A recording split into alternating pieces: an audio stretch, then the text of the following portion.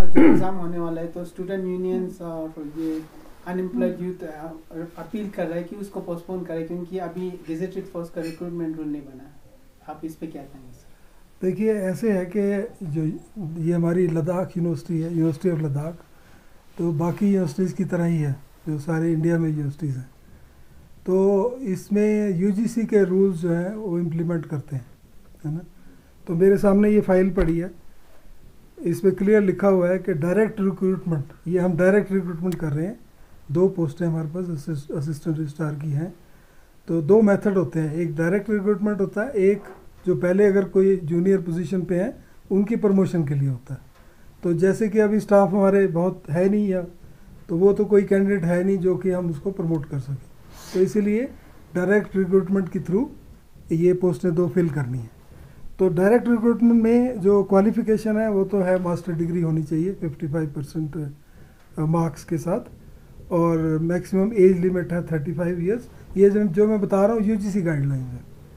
तो इसमें यह है कि क्लियर लिखा हुआ है यूजीसी गाइडलाइंस में, the appointment under direct recruitment shall be made through an all India open competition by conducting a written test and interview, है ना। तो ये जो यूजीसी के रूल हैं हमने इसी को फॉलो करना है। तो दूसरा आ जाता है कि रिजर्वेशन का, भाई स्टेट की रिजर्वेशन भी काउंट करनी है। तो जो स्टेट की रिजर्वेशन हमने देखी उसमें 45% रिजर्वेशन है फॉर एसटी कैंडिडेट्स, है ना। तो हमने वो भी काउंट कर लिया। तो मेथड यूजीसी का, because university is governed bye UGC rules, तो हमने यूजीसी का मेथड, भाई डायरेक्ट हमने एंट्रेंस टेस्ट लेना है, फिर उसके बाद इंटरव्यू होगा, जो बच्चे पास करेंगे उसमें से उनका इंटरव्यू होगा, तो उस तरह रिक्रूटमेंट हो जाएगी। और 2 पोजीशंस हैं, तो 45% के हिसाब से हमारी एक तो रिज़र्व होगी एसटी की, और बाकी भी परसेंटेज होती हैं जैसे एससी कैटेगरी और ये और वो, क्योंकि 2 ही पोस्टें हैं तो वो काउंट नहीं, वो बन नहीं रही। तो एक ओपन पोस्ट हो गई और एक एसटी कैटेगरी की पोस्ट हो गई, सिंपल। तो और जो बाकी जो प्रोसेस है वो तो एज़ पर यूजीसी गाइडलाइंस हम फॉलो कर रहे हैं। तो इसमें थोड़ा सा मुझे जो मीडिया से पता लगा है, इधर उधर से और भी लोग कह रहे हैं कि भी दोनों पोस्टें डोमिसाइल के हिसाब से लद्दाख की हो जानी चाहिए। फिर हम बिल्कुल कम्प्लीटली यूजीसी को वो कर देंगे, नहीं वायलेट हो जाएगा। तो क्योंकि यूनिवर्सिटी यूजीसी भी देखती है अभी university rules and regulation follow कर रही है कि नहीं, हमें हर चीज़ के लिए तो यूजीसी रिकॉग्निशन लेनी पड़ती है।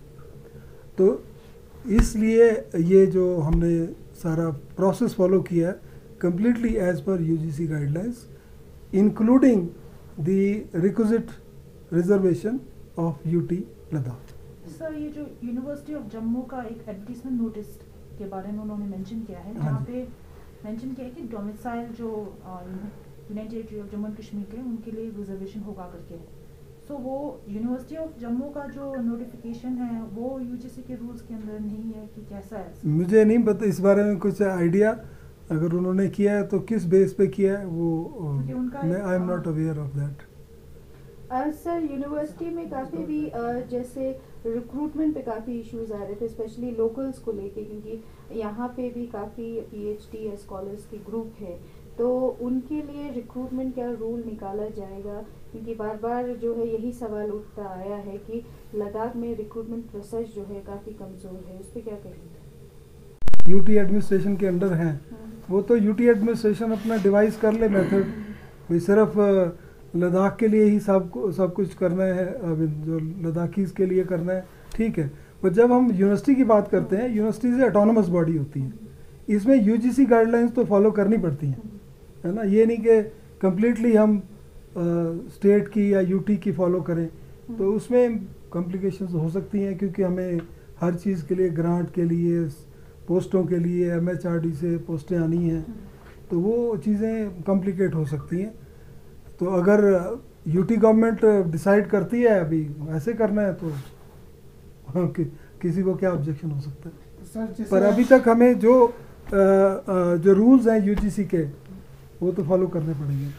तो मतलब जो अपील अभी यूथ के, अनएम्प्लॉयड यूथ के और से आ रहे स्टूडेंट्स के या स्कॉलर्स के, उससे जो पोस्टपोन करने की बात अपील कर रहे हैं, तो इसमें कोई चेंजेस जो है नहीं आएगा, आपका कहने का मतलब है? नहीं, उसको पोस्टपोन करने का कोई वो मुझे रीज़न नहीं नज़र आ रहा, क्योंकि इतनी तैयारी कर चुके हैं, है ना, सबको इंटीमेशन जा चुके हैं, सबको रोल नंबर इशू हो चुके हैं, और यहाँ सारा स्ट्रक्चर जो चाहिए होता है एग्ज़ाम करने के लिए वो कर चुके हैं। तो अब पोस्टपोन करके, या तो हमें इमीडिएटली कुछ लग रहा हो कि कोई चेंजेस आने हैं तो फिर तो बात है, पर अभी तो सिचुएशन, अगर हमने यूनिवर्सिटी को देखना है तो यूजीसी गाइडलाइंस तो देखनी पड़ेगी ना, तो only this is the reason. Sir फिर ये जो जम्मू यूनिवर्सिटी का अभी मैडम ने बताया, ये अक्टूबर 2021 का नोटिफिकेशन है जिसमें असिस्टेंट रजिस्ट्रार के लिए पोस्ट निकला है, जिसमें 8 पोस्ट दिखा जाए, तो इसमें भी यही डोमिसाइल ऑफ JNK के nebula, union territory of Jammu and Kashmir के नेबला है, तो उनको फिर यूजीसी गाइडलाइंस का वो नहीं होता? मुझे उसके बारे में मुझे नॉलेज नहीं है, मैं तो आपसे ही सुन रहा हूँ कि उन्होंने ऐसे लिखा है। हाँ, यूनिवर्सिटी ऑफ जम्मू का नोटिस है सर, ये 7 अक्टूबर 2011। अब ये उनको एडमिनिस्ट्रेशन ने ऑर्डर दिया है या कैसे हुआ है, ये मुझे इस बारे में कुछ आइडिया नहीं है कि किस बेस पे उन्होंने अगर इसको किया है तो कैसे किया। ऐसा ही कुछ यूनिवर्सिटी ऑफ लद्दाख में भी हो सकता है सर, जो रेजिडेंट सर्टिफिकेट के उसके आधार पर पोस्ट को फिल अप कर सके।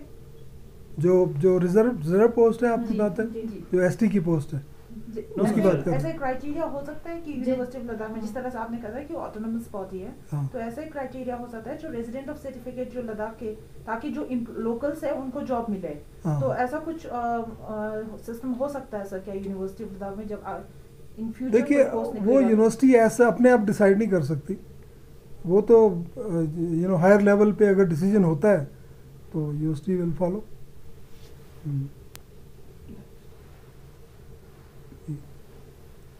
ठीक है, थैंक यू।